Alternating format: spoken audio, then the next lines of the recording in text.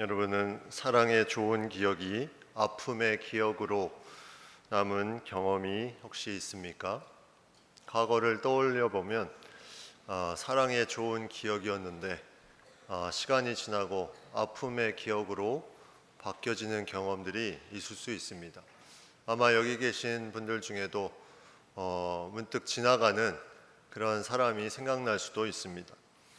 오늘 본문에 나오는 하나님이 이스라엘을 향한 마음이 바로 이 마음이었습니다. 과거의 좋은 사랑의 기억이었는데 아픔의 기억으로, 아픔으로 바뀌어지는 부분들이 오늘 본문에 나타납니다. 이스라엘 백성이 어떤 백성입니까? 이스라엘 백성은 가나안 땅까지 하나님께서 구름기둥, 불기둥으로 인도하시고 또 만나와 메추라기로 먹이시고 또 물을 공급하시고 놀라운 길로 또 계속해서 광야의 시간이 힘들고 어려웠지만 그 시간 동안에 가나안으로 인도하신 하나님의 놀라운 은혜가 여기에 있습니다. 물론 그 정탐한 후에 많은 백성들이 원망하고 불신하는 마음을 비춰서 20세 이상의 여호수아와 갈렙 외에는 다 가나안 땅에 들어가지 못하는 일이 발생하긴 했지만 그 20세 미만과 또 여호수아와 갈렙의 그 사람들의 모습을 오늘 하나님은 좋은 기억으로 기억하심을 오늘 말씀을 통해서 볼 수가 있습니다. 오늘 말씀은 그 광야의 시기, 그 시기보다 한참 뒤에 역사적으로 따지면 출애굽 시기에 기원전 한 1440여 년 정도 되니까 그 시기에 한참 지나서 예레미야가 말씀을 받았을 때는 멸망하기 전 그 시드기야 왕, 마지막 왕까지 이 말씀을 받았기 때문에 한 800년의 시간이 광야의 시간에서 더 흐른 그런 시기입니다. 근데 하나님이 800년 전에 기억을 하시면서 이렇게 말씀하십니다.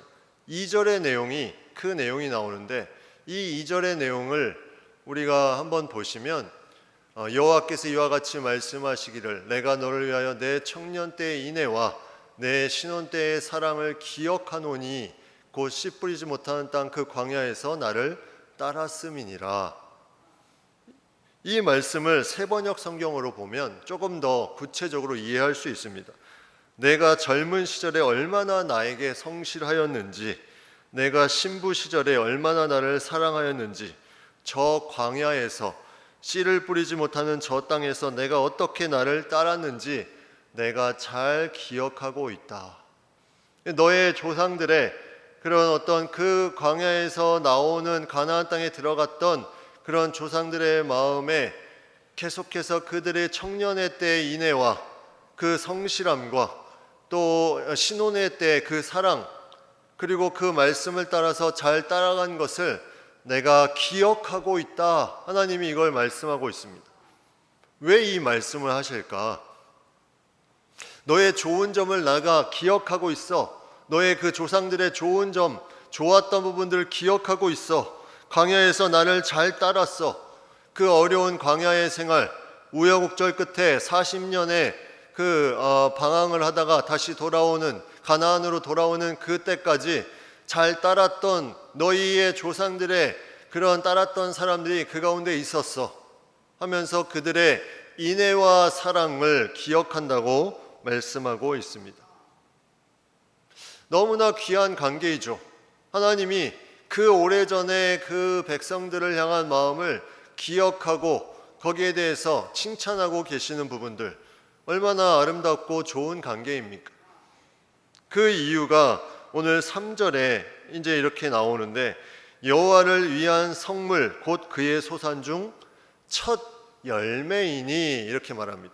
이스라엘이 여호와를 위한 거룩한 물건 그의 소산 중 첫 열매이니 그를 삼키는 자면 모두 벌을 받아 재앙이 그들에게 닥칠 것이다. 첫 열매라는 거죠. 여러분 첫사랑 다 해보셨겠지만 첫사랑을 하면 그 첫사랑 대상에 그 마음이 너무나 지극해서 그 첫사랑을 건들면 내가 가만히 있지 않을 거야. 내가 무언가 조치를 취할 거야. 바로 이게 하나님의 마음입니다. 이스라엘은 첫 열매이기 때문에, 거룩한 성물의 첫 열매이기 때문에 그를 건들면, 그를 삼키는 자면 내가 벌을 내릴 거야, 내가 재앙을 내릴 거야. 이게 하나님의 마음이었습니다. 이 하나님의 마음, 얼마나 아름다운 그런 관계입니까? 이 사랑의 지극한 이 모습이 오늘 본문에 드러나고 있습니다. 그러나 4절부터는 분위기가 바뀝니다. 모든 족속들아, 여호와의 말씀을 들으라. 집중해서 들어봐라. 그 내용이 5절에 나옵니다. 나 여호와가 이와 같이 말하노라. 너희 조상들이 내게서 무슨 불의함을 보았기에 나를 멀리하고 가서 헛된 것을 따라 헛되이 행하였느냐. 여기서 말하는 조상들은 바로 이 대상, 지금 말하고 있는 바벨론 포로를 앞에 두고 있는 이 대상들의 앞전에 계속 죄가 이어지고 우상을 섬기는 부분들이 이어져서 그 한참 전에 800여 년 전에 광야의 길에서도 잘 따랐던 그들과 같은 삶을 살지 못하고 그들은 헛된 것을 따라 살아갔다. 이 부분을 너희 조상들이 그렇게 했다, 이것을 말하고 있다는 거죠. 하나님의 아픔, 안타까움을 4절부터는 말하고 있습니다. 그러면서 6절 후반부에 이렇게 말씀합니다. 땅을 우리가 통과하게 하시던 여호와께서 어디 계시냐? 어디 계시냐? 여호와께서 어디 계시냐 하고 말하지 아니하였도다. 이 말은 그들이 그 광야의 생활, 그 오래전에 은혜를 베푸신 하나님께 묻지도 않고 말하지도 않고 자기 마음대로 결정하고 행하였다. 이 부분을 얘기하고 있습니다. 그걸 통해서 계속해서 죄를 범하는, 그 사망의 어두운 땅, 그 힘들었던 나의 그 시기에 하나님의 은혜로 다시 살아나고 다시 회복되었던 그 아름다운 모습, 그 은혜를 다 망각하고 이제는 너희가 이제 여호와가 어디 계시냐 묻지도 않고 너희 마음대로 살아가고 있다. 이 부분을, 이 아픔을 하나님이 말씀하고 있습니다. 하나님을 찾지도, 하나님을 두려워하지도, 하나님께 묻지도 않는 그 이스라엘 백성들의 그러한 삶, 그 청년의 때와 신혼의 때에 그들의 성실함과 사랑을 함께 나누었던 좋은 기억이 다 그 가운데 있었던 것이 다 사라지고 이제 그들이 하나님을 떠나 이렇게 하나님을 아프게 하는 일들이, 헛된 것들을 따라가는 일들이 계속 발생하고 있다는 거죠. 이것을 하나님이 더러운 것이다, 그 땅을 더럽게 하는 것이다, 역겨운 것이다, 이렇게 말하고 있습니다. 얼마나 마음에 그 좋은 아름다운 사랑이 계속되기를 바란 이 하나님의 마음이 여기에 담겨 있으면 너희의 지금 모습은 땅을 더럽히는 것, 역겨운 것이다, 내 기업에 너무나 역겨운 것이다, 이렇게 말하고 있습니다. 그렇다면 우리는 어떤 환경이 우리에게 더 좋은 환경일까요? 광야에서 그 어려운 시절에서 따랐던 그 백성들이 좋은 환경이었을까요? 아니면 모든 것이 풍족한 가나안 땅에서 하나님을 모르고 지내는 이 백성들이 좋은 환경이었을까? 환경은 중요하지 않다는 거죠. 내가 어떤 환경에 있든지 하나님을 잘 따랐느냐, 그 속에서 하나님과 좋은 관계를 맺어서 하나님이 기억 속에 내가 너희와 좋은 관계에 있었던 것을 기억한다, 이 말을 들으면 그 환경에 관계없이 그 시간은 하나님과 아름다운 시간을 보내는 것입니다. 그것이 너무나 귀한 시간입니다. 그런데 너희는 묻지도 않고 너희 마음대로 헛된 것을 행하고 더럽히고 역겨운 것을 행했다. 그 광야의 어려움 가운데 인도하신 하나님께서 너무 마음이 아파서 이 말씀을 하고 있는데, 오늘 8절 읽은 마지막 절에 보면 제사장들은 여호와께서 어디 계시냐 말하지 아니하였으며 율법을 다루는 자들은 나를 알지 못하며 관리들도 나에게 반역하며 선지자들은 바알의 이름으로 애언하고 무익한 것들을 따랐느니라. 이 네 부류의 사람들의 공통점은 지도자였다는 것입니다.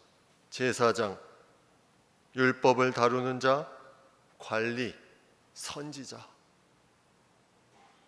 영적인 지도자들이 하나님의 마음을 가지고 나아가지 못하며 하나님의 마음과 다른 방향으로 나아갔을 때 그 안에 백성들이 흔들리며 죄 가운데 범하며 결국은 그 백성이 심판을 받게 되는 그 모든 것의 가장 중심이 영적 지도자들인 너희가, 율법을 따르는 자들, 율법을 전하는 자들, 제사장들, 선지자들, 관리들, 너희가 그 중심에 있다, 이것을 말씀하고 있습니다.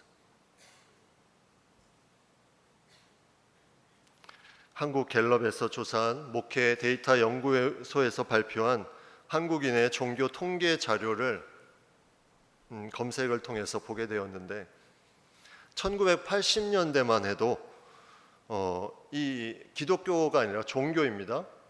갤럽에서, 한국갤럽에서 조사한 거기 때문에 국민들이 종교의 사회적 영향력이 증가하고 있다고 생각을 하는 비율이 70%에 달했습니다. 1980년대 종교가 사회에 미치는 영향력이 증가하고 있다, 이게 70%. 90년대에는 이게 낮아져서 계속해서 낮아지고 2014년도에는 47%, 그리고 2021년에는 영향력이 증가하고 있다가 18%, 나머지는 종교의 사회에 대한 영향력은 계속 감소하고 있다. 이제 좀 더 구체적으로 각 교회의, 각 종교에 대한 그런 호감도를 이제 또 조사를 했는데 거기에 이렇게 되어 있습니다. 종교별 호감도를 조사한 자료에 의하면 호감 비율이 천주교 40%, 호감 비율, 불교 39%, 개신교 18%, 비호감 비율 천주교 29%, 불교 31%, 개신교 61%, 비호감 비율 61%, 호감 비율 18%, 기독교가 그렇게 나오고 있습니다. 종교가 사회에 미치는 영향력이 점점 떨어질 뿐만이 아니라 그 가운데서도 기독교는 호감률 자체가 다른 종교와 비교할 수 없을 정도로 떨어지고 있는, 왜 이런 현상이 나타날까? 왜 이런 현상이 나타날까? 종교 사회학자 피터 버거는 이 문제에 대해 종교의 사회적 영향력이 감소하는 이유를 세속화에 있다고 보고 있습니다. 세속화. 다시 말하면 교인들이 기독교인으로서의 그 자리, 거룩함에 대한 부분을 개인의 삶의 자리에서 지키지 못하고 세속화되는 부분, 사회의 문화와 그런 제도에 기독교적인 영향력이 들어가지 못하고 오히려 기독교가 그 사회적인 부분에 흡수돼 버리는 그런 영향력들, 그러한 부분들, 이것들이 점차로 늘어나는 그 상황이 바로 이러한 부분이 나타나고 있다는 거죠. 결국 이것은 믿음의 약화로 이어지고 종교적 참여의 감소로 이어지고 종교적 영향력의 감소로 이어지게 된다고 말하고 있습니다. 왜 이런 현상이 나타날까? 내일 모레 제가 잠깐 광고를 했지만 총회가 열립니다. 화요일부터 목요일까지. 이 총회라는 것은 저희 교회가 포함한 교단의 그 전체에 교회들의 목사님과 이제 장로님이 모여서 함께 여러 가지 중요한 사항을 의논하고 협의하는 그런 시간입니다. 그런데 총회가 열리기 전부터 좀 말이 있었습니다. 왜냐하면 세습을 감행한 교회에서 총회가 열리게 되었기 때문입니다. 지금으로부터 10년 전에 세습 방지법을 총회가 결의한 그 장소에서 세습 방지법을 없애기 위한 개정안을 가지고 똑같은 장소에서 총회가 열리기 때문에 같은 교단의 7개의 큰 교회에서 이것을 막기 위해서 성명서를 냈습니다. 우리 교회의 모든 것을 지원할 테니, 아니 우리 교회가 아니더라도 다른 곳에서 하면 모든 지원을 할 테니 그 교회에서는 하지 말아달라. 과연 교회가 세습하는 것이 어떤 문제가 있는 것인가? 이번 주에 계속 고민을 하면서 기도하게 되었습니다. 과연 이것이 범죄인가? 성경에 세습하는 직책이 많이 나옵니다. 족장은 그야말로 족장 시대는 아브라함, 이삭, 야곱 다 세습이죠. 제사장 아론, 엘르아살, 비느하스 다 세습으로 갑니다. 왕 다윗, 솔로몬, 분열 왕국까지 계속해서 세습으로 갑니다. 그러나 한 가지 세습이 안 된 직분이 있었습니다. 그게 뭐냐면 선지자였어요. 선지자. 왜 선지자는 세습을 안 시켰을까?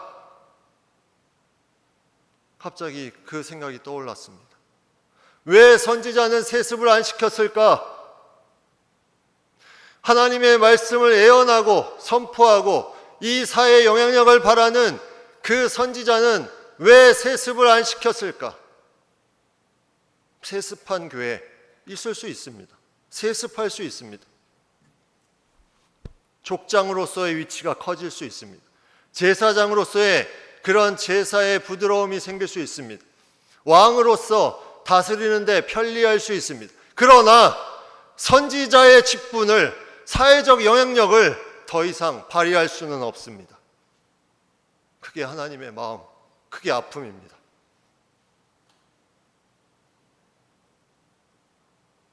세상의 논리와 같이 가게 된다면 어떻게 사회적 영향력이 크겠습니까?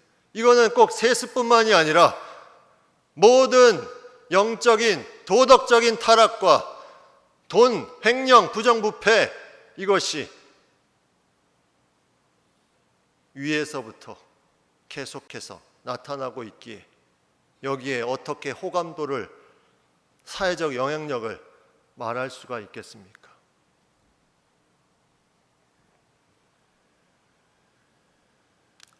저도 예외가 아닐 것입니다.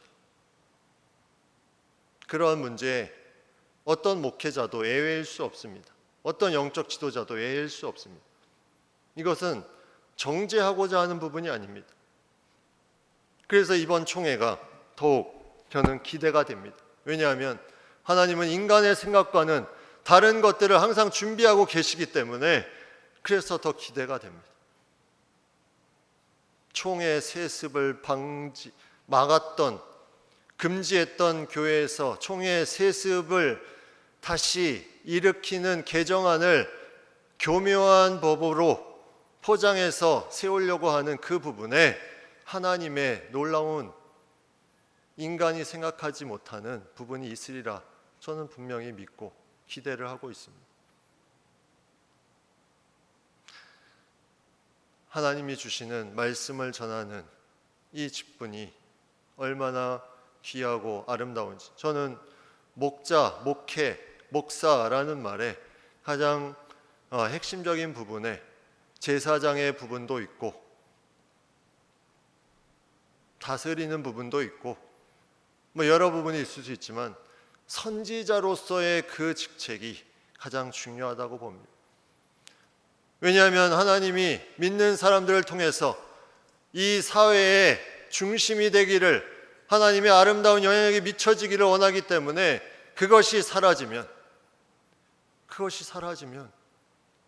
교회는 교회로서의 자리를 잃는 것이기 때문에 이것이 너무나 중요함을 생각하게 됩니다. 교회는 하나님이 주신 아름다운 추억들이 있습니다. 개인도 그렇습니다. 내가 신앙 안에서 가지고 있는 아름다운 모습들이 있습니다. 여러분, 다니엘을 보십시오. 다니엘은 그 바벨론의 포로 가운데 그곳에서 하나님의 마음을 가지고 계속해서 나아갔습니다. 하나님이 주신 마음을 가지고 열흘 동안 우리로 채식을 하게 해라. 고기를 먹고 왕의 진미를 먹은 사람보다 우리가 더 얼굴이 좋아질 것이다. 다니엘의 친구들이 금신상에 절을 하지 않아서 풀무불에 갈지라도, 그렇게 하지 아니하실지라도 절하지 않겠습니다. 왕 외에 다른 신에게 절하면 사자굴에 던져질 것이다. 그러나 다니엘이 그 가운데 계속해서 하나님을 향해서 하루 3번 기도하며 나아갑니다. 그랬더니 어떤 일이 일어납니까? 오히려 사회에서 다니엘을 살려주려고 합니다. 내가 항상 섬기는 너의 하나님이 너를 구원하시리라. 왕이 다니엘이 구원되기를 바라는 마음이, 이게 온전한 사회적 영향력이 아닙니까? 이게 바로 세속화되지 않고 사회에 선한 영향력을 끼치는 것 아닙니까? 이 세속화되지 않은 이 영향력이 사라졌기에 호감도가 사라진 것 아닙니까? 다른 것에 찾을 필요가 없습니다. 예레미야 5장 1절에 이렇게 말씀합니다. 너희는 예루살렘 거리로 빨리 다니며 그 넓은 거리에서 찾아보고 알라. 너희가 만일 정의를 행하며 진리를 구하는 자를 한 사람이라도 찾으면 내가 이 성읍을 용서하리라. 한 사람이라도 찾으면, 정말 한 사람이 없었을까요? 해야 될 것을 하지 않는 그 사람도 없었다는 것. 하나님의 생각은 우리의 생각과 다르다는 것입니다.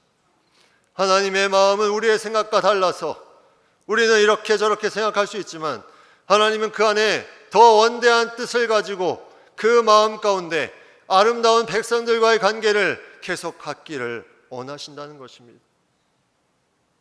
너희와 정말 청년의 때, 신혼의 때 아름다운 관계, 그것이 계속 유지되기를 원한다. 그 마음이 계속 유지되기를 원한다. 그 사람과 그 인애가 계속 내 안에 좋은 기억으로 남기를 원한다. 우리는 그러한 경험이 있습니다. 우리가 그러한 경험을 계속 유지할 수 있는 것은 한 가지밖에 없습니다. 이 세상의 가치를 따라가지 않고 하나님의 말씀 가운데 예수 그리스도 생명수 되신 그분께 계속 나아간다면 우리는 하나님 앞에 계속해서 좋은 기억으로 내가 너를 기억한다. 이렇게 우리에게 속삭여 주시고 말씀해 주실 것입니다. 우리가 이 믿음으로 하나님께 나아갈 수 있는 우리 모든 우리 성도님들 다 될 수 있기를 간절히 바랍니다.